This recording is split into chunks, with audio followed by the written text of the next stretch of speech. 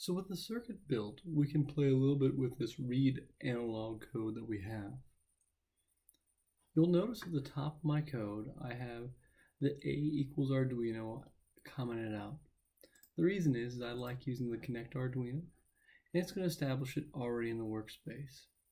What is very common to have as a problem with utilizing Arduino and Matlab is trying to save the Arduino over itself. And so if I ran that and that command was still there, it would try to save A as something else, and it would cause there to be a problem.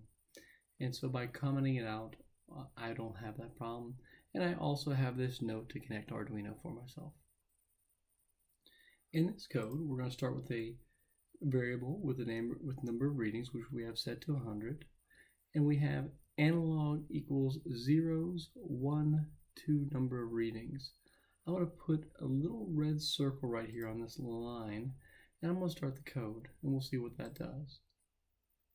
So what's going on is the code started, and it stopped right on my debug bubble right there. And we have number of readings, which is here, and then we have analog 1 times 100. Let's open that up real quick.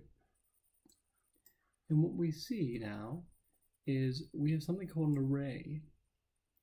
And it's an array of all zeros, taking up all the spots, sort of like Battleship. This would be 1 and 100, all the way up to the 100th spot here.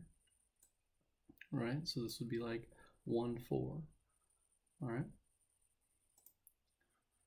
And now, when we continue on with the code, notice that the while 1 equals 1 means that we're going to always be running this code. And we're going to be running a for statement here, which is different for you. And what this for does is it sets a variable named index, and it says for when index is set to these values. And those values equal 1 to number of readings, which is 100. And what it will do is it will take 1 and it will step by one whole number each time. So it will take 1 and it will go up to 2, then up to 3, and so forth. And let's continue on, and you'll notice that the code is now right here to my next debug bubble. So we've gone in, and now index is 1, so it's our first time through. And we're going into analog index, so analog 1, because it's our first time through, equals read voltage Arduino A0, which is where we're connected on our circuit board. When we have that done, what happens is it takes and stores that value right here in analog 1. It also is, when I select continue, it's going to plot, but I'll show you that in a second.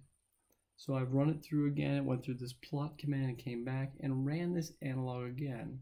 And so now it's the second time through.